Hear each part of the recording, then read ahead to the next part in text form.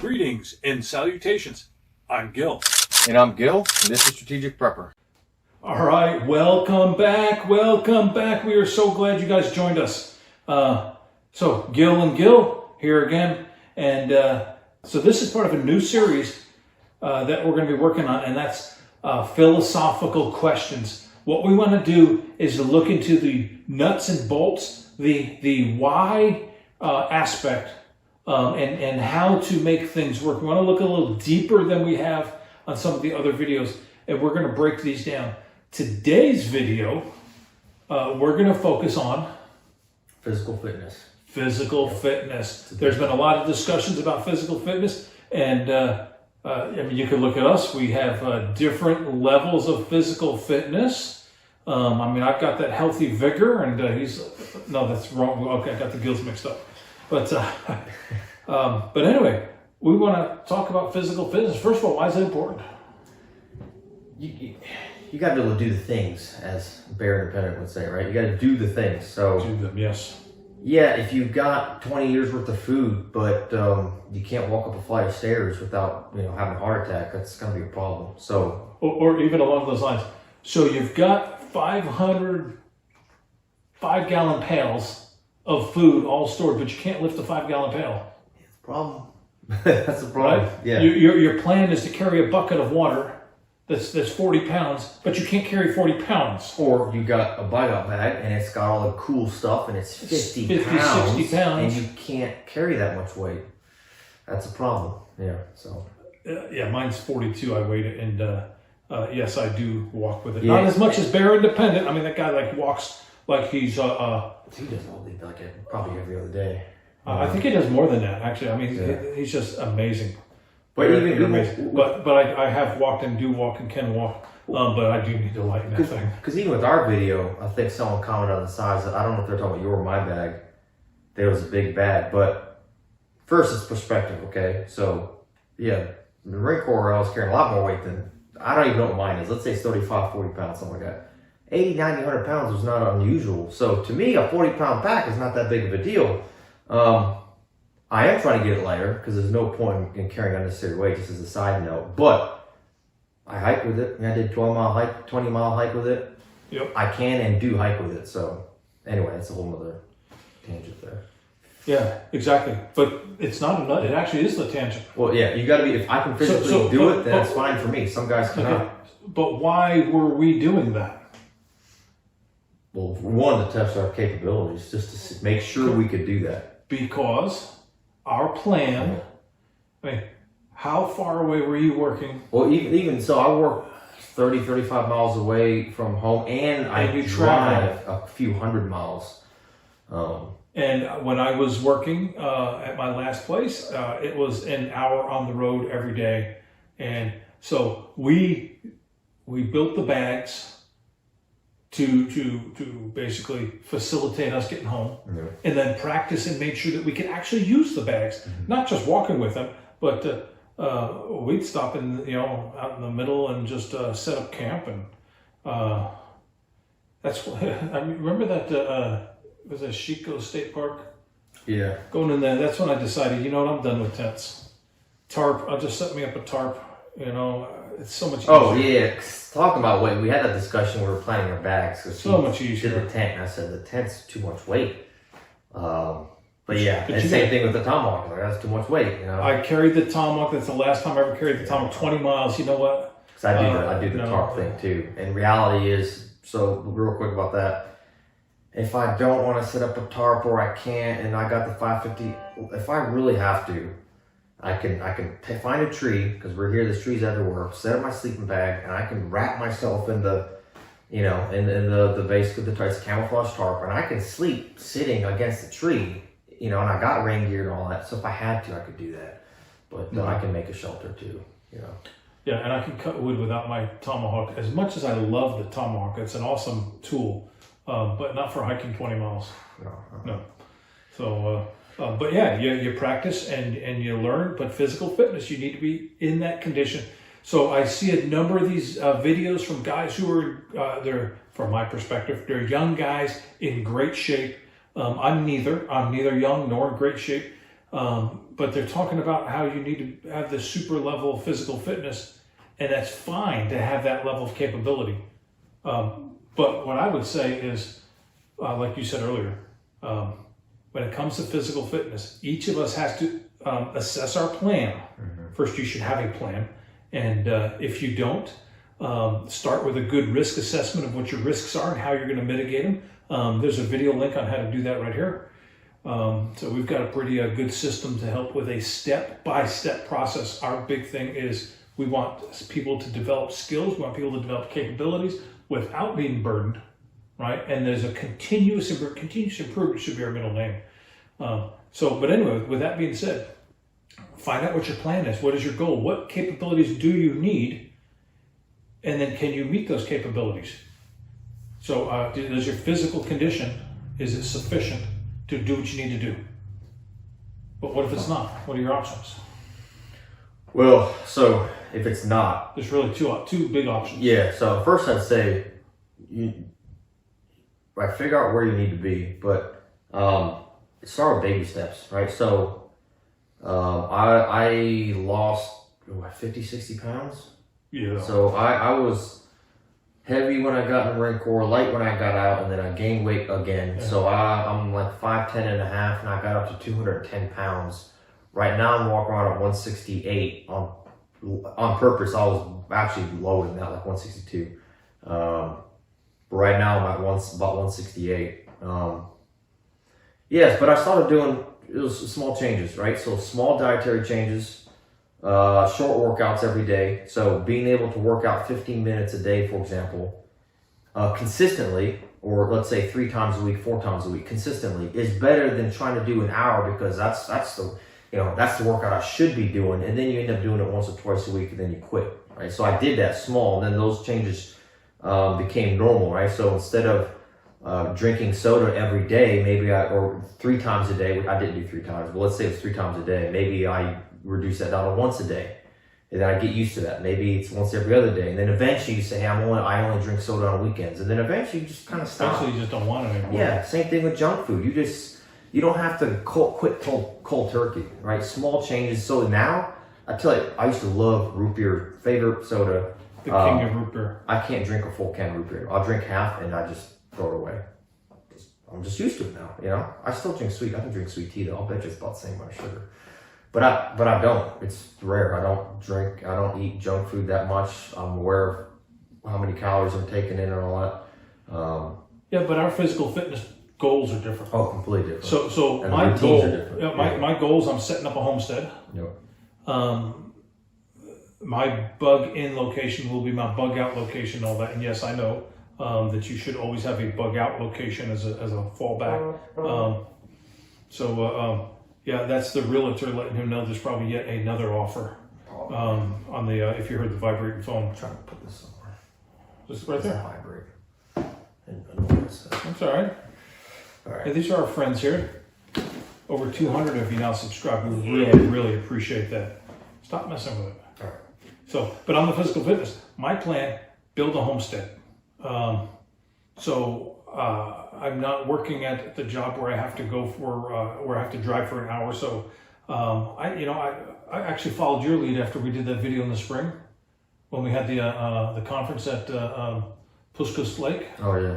I got rid of my get home bag and I just used the one bug out / get home bag. Yeah. I used one bag. I mean, they were so close anyway. Yeah. I mean, For me, it's basically 3 days, a 3-day bag. Right. I mean, I was looking at the same thing. But as far as my needs, that's, I'm not going to need all that stuff that much. I'm going to need to maintain my homestead, which is going to mean a lot of physical work. And my physical conditioning needs to be at that level where I can do that. Yours, I mean, you have a tactical component in your physical plan, and you do MMA. Yeah, so I'm a young guy, right? Old warrior, young warrior, right? So obviously in a dynamic or tactical whatever situation, I'm taking more of a physical active role, right? Now there's gonna be guys, older guys that are watching this that already are or are going to decide they're going to push their physical fitness to the limit, right? And that's great. But so for me, let's see. Currently, I'm working out 6-7 times. Not 7 because I take Saturdays off. 6 days a week on average, 5 or 6. So this will kind of roll into our self-defense, hand-to-hand kind of stuff too, whenever that video comes out. But yeah, Monday through Thursday, I do jiu-jitsu, MMA, all that. So he's got a fight coming up. Where's it? August 14th. August 14th. Yeah. So I'm an amateur MMA fighter. Please cheer for him. Sign up. It'll be on Facebook too. Because the organization does their fights on UFC Fight Pass, but that's for the pro fights. Yep. Then they live stream the amateur fights on. And what's the organization? CFFC. Please, let's get a lot of people cheering for him. As we get closer, we'll release more information. So so I got that. So that's 2-3 hours, close to 2.5 hours a day, Monday through Thursday. So that leaves me Friday, Saturday, Sunday. So what I was doing for a while was Friday and Sunday heavy weightlifting, deadlifts, squats. For the weights, for a while I was doing more bodybuilding style, which I found out was more bodybuilding style workouts, which is great for looks, but not the best for physical conditioning. So last year I broke my orbital bone training for a fight, and so that left me unable to really spar or anything like that. So I said, hey, no matter my philosophy when I get hurt is there's always something I can improve on, right? So I figured I can lift heavy. I might as well get stronger. So I started doing the starting strength program with Mark Ripperto, learned a little bit about that. So deadlifts, squats, low bar squats, really good for overall strength. Power cleans are good for explosiveness, overhead presses, and all. So I was doing that Friday and Sunday. Problem is, so we talk about learning, and so you got to also pay attention to your body, right? So I got a mild case of scoliosis. I got a major case. And one thing I learned too from my time in the Marine Corps and doing all this is I don't have the most resilient body. I get hurt kind of easily. So I cannot train at a high intensity in MMA and jiu-jitsu and lift heavy. My back can't. It's one or the other. So especially with the fight coming up, I've really toned down the weightlifting. I'm still doing it, but not as intense. So basically just trying to maintain what I've got. So that's me. There's definitely, I know there's gonna be some of you guys out there that can do both, right? And that'll be, you'll be deadlifting 500 pounds. And then there's gonna be people who can't do either. Yeah. So for me, I have the ability to achieve some pretty decent physical fitness. The cardio and conditioning is important. Okay, so if you can lift a car, but you can't sprint 40 meters, that's not good. If you can run a marathon, but you can't lift your 40-pound bag-on bag, that's also not good, right? So some good balance. I'd say a balance. You should be able to do both. You want a strong cardiovascular system. That's important. If you're thinking of a tactical environment, you're going to be sprinting and running. It's going to tax you physically. That adrenaline dumps, I tell you from experience, adrenaline dump's going to tax you. Some kind of cardio. It could be running. If you're going to do that, be careful of the impact to your knees. Do that properly. I was going to say, so before we get too deep into the details, let's take one step back again, because I want to make sure that we get all of us on the right path. And our path, your path might be different than my path, which is definitely different than his path, but we have a path that's right for us, and we do that risk assessment. And remember, I had said there's if your physical capability does not match your plan or your vision, there's really two options. Option one, improve your physical capability. Yeah, or change your plan. Or option two, or change your plan. Yep. Right? Change your expectations. Or three, a combination of both. Right? But you have to know what your plan is. What do I expect of myself during SHTF? Because that's where you want to operate on. SHTF, not I lost power for 3 days because of a hurricane. That's my physical capability. No, that's not. That's junior league stuff as far as emergencies. Mm-hmm. When you're preparing your physical capabilities, you have to keep in mind the big league, which is the SHTF, and you have to come up with a plan where your physical capabilities match your plan, your vision for what you think you will be doing during SHTF. And you're probably not going to be sitting on a computer doing programming. No. If there's a total grid down, no power, no nothing, that's the scenario you. When it comes to physical, now you've heard me say this a lot, right? When people say, some of you may, I'm not trying to offend anyone, but I hear people say, I prepare for an EMP and therefore I've got everything covered. And I say that's baloney. Because they don't. Well, we saw even with COVID, these people were not prepared for that. But in one sense, when you're talking physical conditioning, if you're planning for that EMP total grid down, that is a good model to look for, I think. It's good. I mean, you're preparing for no electronics, for basically no electrical equipment, that's pretty good. Yeah. So if you have to till a garden, go get your Maddox, go get your pick and. Well, that's the trouble with envisioning. That's why I envision myself where I'm at right now.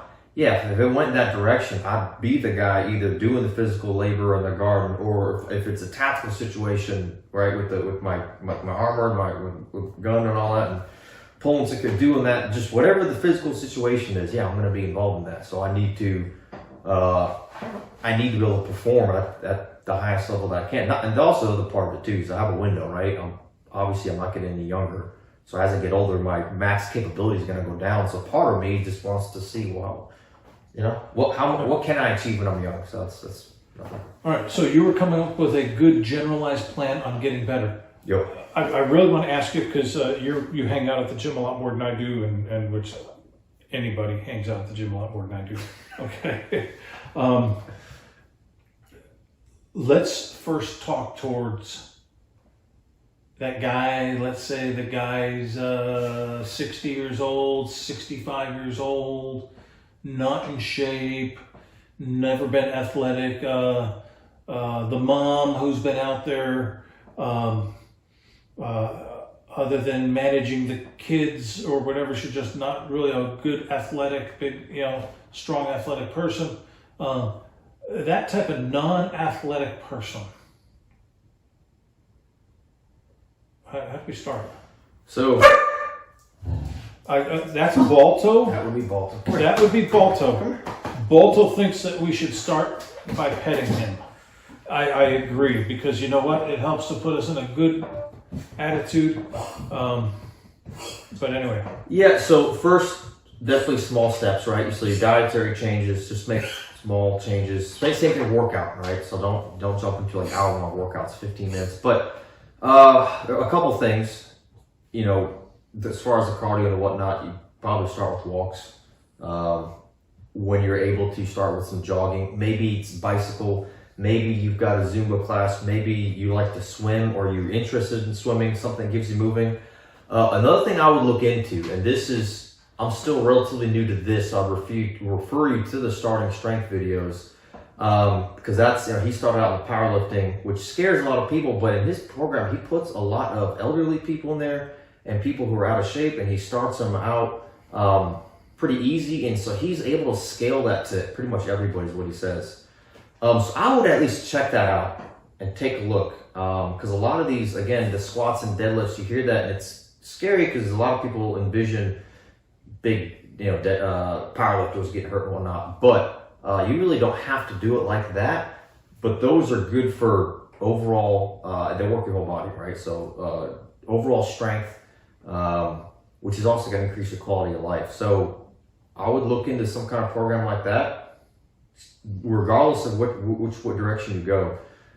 Something like the starting strength, or I talked about the working on your cardio. Start small. It's going to take time. You start small, right? So if you eat McDonald's and takeout for all your meals, well, you don't have to cut all that out and eat just salads. You're not going to make it. You start making small changes. You start cutting out the obvious stuff slowly. Drink more water. You'll feel better hydrated. Get more sleep. Are you sleeping 5 hours a night? You probably should be sleeping 7 to 8 hours a night, right? Start doing that slowly, just a little bit by little bit. You'll feel better about yourself. You'll feel better physically. And then as you progress, it'll get easier and easier and easier. So on the physical exercise, what I would suggest is actually even a step before what you're talking about.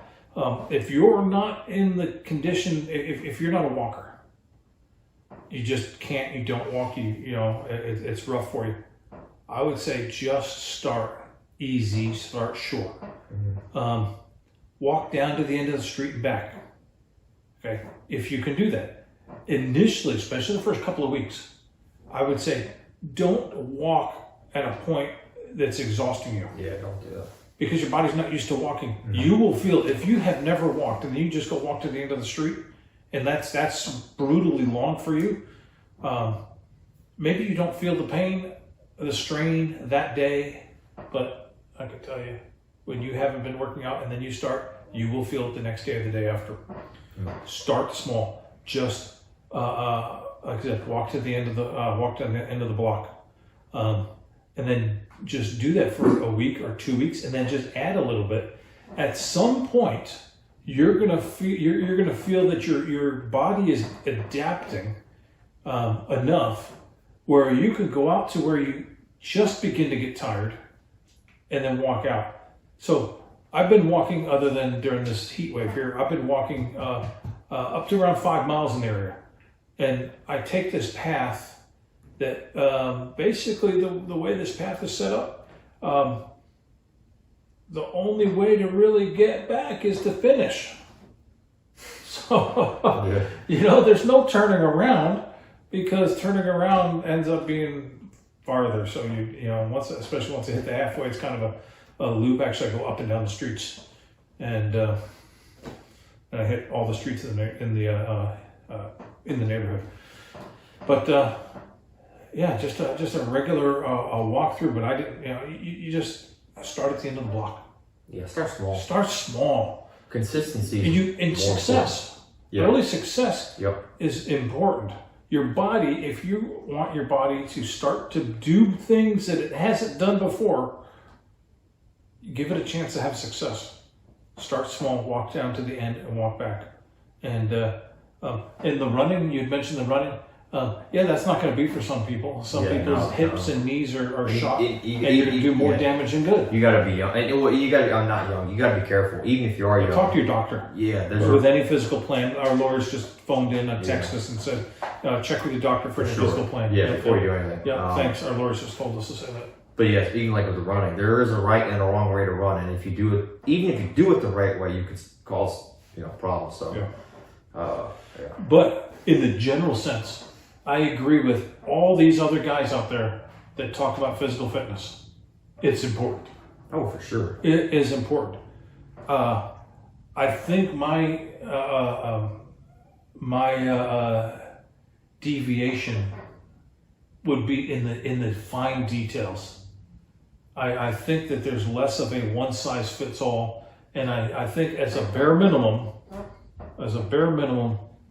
everyone who focuses on preparedness, who focuses on self-reliance, who's a prepper, any one of those categories, that person's physical fitness level at a minimum must meet their expectations in their plan.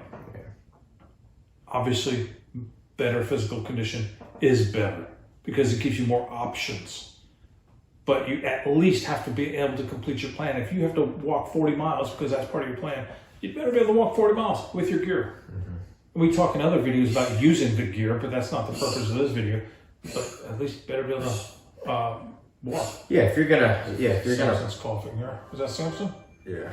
So if you're gonna plant gardens, you have to build the actual plant gardens, right? And bend over and all this. You know? So there's different roles, right? So a lot of these guys that talk about physical fitness and they get kind of extreme. A lot of them, if you notice, they're in that tactical community. So they view themselves as the war fighters, the warriors. So for that warrior group, that is appropriate. You need to be pushing yourself to your max. Because that's your role, right? That's their role. That's their plan. But for example, agriculture, right? That's huge. Okay, so if your plan or your role, you say, hey, I'm planting these gardens, and you're really good at fruit production, and you got to be able to physically do that. So if you can't till your garden or use a mattock or a hoe, anything like that, if you can't bend down to pick the harvest. Weeds, you got to be able to do it. So I forgot about this. This is important. I'm relearning that I need to do this with my own issues, back issues and whatnot. Stretching, right?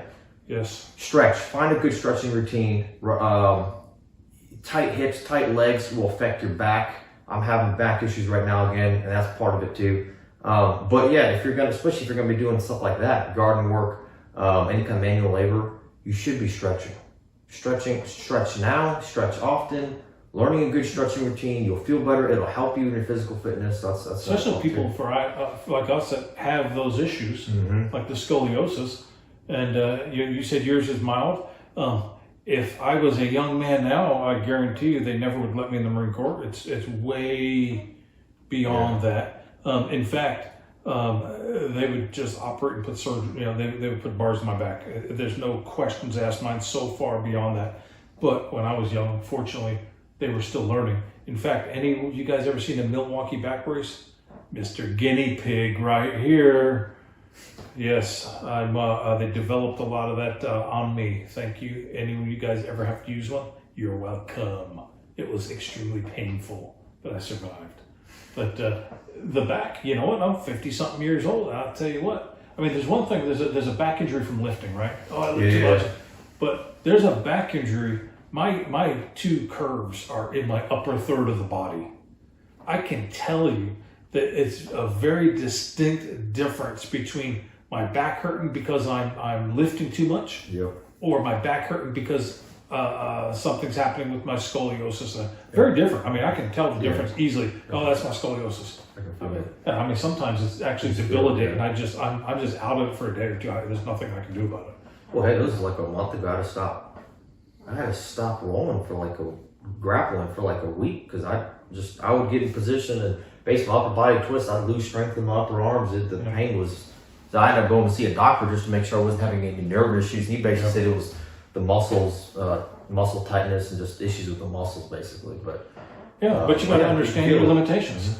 Yeah, so for me, I've learned I cannot do the MMA jiu-jitsu and lift heavy. I can't pursue those two goals at the same time. I can lift a little bit, but I'm not gonna be those guys pulling heavyweight. Altered your plan.